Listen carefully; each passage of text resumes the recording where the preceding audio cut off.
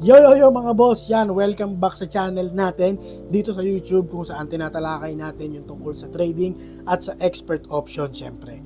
So yan, kung nandito ka siguro napanood mo na yung 1 to 10 or 11 episode na una natin tinalakay noon. So check nyo na lang dito sa channel natin na yan, i-click nyo lang at syempre mag-subscribe na rin kayo at saka notify. So anyway mga boss, para sa episode natin ngayon ay sasagot tayo ng mga tanong nyo.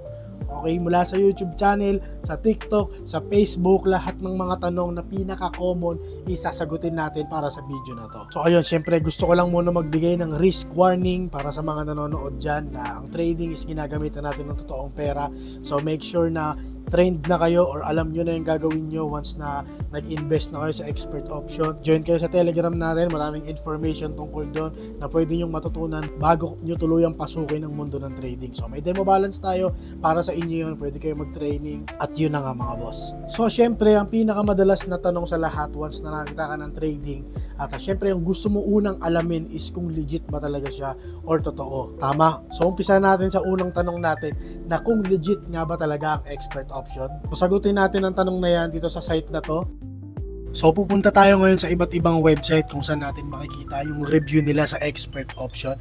Okay, punta tayo dito sa Trustpilot. Yan, search lang natin yung expert option na app natin. Ayan, click natin yung unang link. So ito yung ating app. So 4-star over 5. So ayan, 85% naman yung 5-star natin. Ayan yung mga review ng iba't ibang user yung gumagamit ng expert option natin. So ayan, dyan nyo siya i-check. Kung hindi naman kayo satisfied, pwede kayo sa Google mag-search is expert option legit.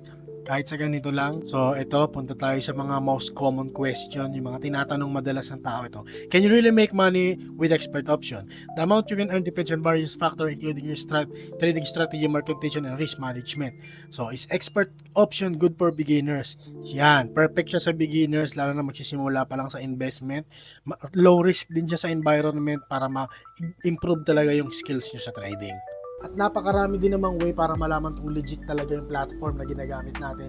Pwede tayo mag-search sa Google, magtanong sa mismong kakilala natin kung gumagamit ba sila nito. Pero pinaka-the best pa rin talaga niyan is mag-research muna tayo. So anyway, tawid tayo sa pangalawang tanong natin mga lods. Saan nga ba natin madadownload yung legit na app? Siyempre ito, pakikita ko sa inyo. So kung paano naman i-download expert option, siyempre pupunta lang tayo sa official site nila.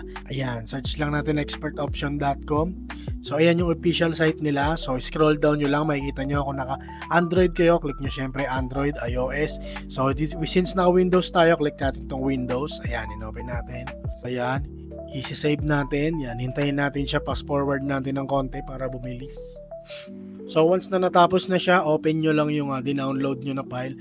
So paalala lang para to sa mga nasa PC, gusto mag-trade gusto mag-trade ng nasa PC kayo, desktop na Windows. Ayan. So pwede nyo yung yes or no, pero yes na lang natin. So ito na yung app, hinihintay natin magbukas. Ayan, meron na kayong expert option sa PC. Siyempre lagi nyo lang yung account nyo na ginagamit sa phone kung sa phone kayo unang gumamit. Tapos ayan, pwede na kayong mag-trade. So ayan, ganito naman yung tsura niya kapag sinerch nyo siya dito sa Android. Ayan, check nyo lang yan. Tapos expert option, siyempre yan. So ganito naman ang itsura niya kung kayo naman ay iPhone user. Ayan, search nyo lang EO Broker. Ayan, So yan, hindi lang tayo dapat basta-basta download ng app natin. Make sure natin na legit yung dina-download natin ng app. Dahil isa yan sa mga sanhi ng pagkakascam or pagkawala ng pera natin. So sa pangatlong tanong na tayo mga idol, paano nga ba mag-deposit dito sa expert option? So ayan, nandito naman tayo ngayon sa ating mobile para ipakita sa inyo kung paano mag-deposit sa iba't ibang way. So ayan, nakita nyo ni-landscape lang natin tong expert option. Pwede naman yan, i-rotate nyo lang sa option. So anyway, pupunta tayo dito sa finances. So syempre sa deposit, ngayon lang natin to. Papakita ko sa inyo kung ayan. So pwede kayong gumamit ng GCash 1, GCash 2, Visa, Maya, virtual account, bank transfer, coin, Grab, or USDT. Okay, so may mga minimum deposit lang sa iba dyan. So kung meron naman kayong crypto, pwede na kayo sa mismong crypto magbayad. Okay, so magtataka dyan kung by GCash at GCash 1 at GCash 2. Sorry, may magtataka dyan kung bakit may GCash 1 at GCash 2. Siyempre, para kung hindi available yung MOAN, pwede mo gamitin yung GCash to. Huwag kayo mag-alala minsan kung yung sender is nakalagay sa parang pangalan ng iba. Basta tama yung gamit nyo na app, wala kayong magiging problema. Papasok at papasok yung inyong dineposit. So napakaraming way kung paano ka magdi-deposit sa expert option. Pwede kang gumamit ng bank.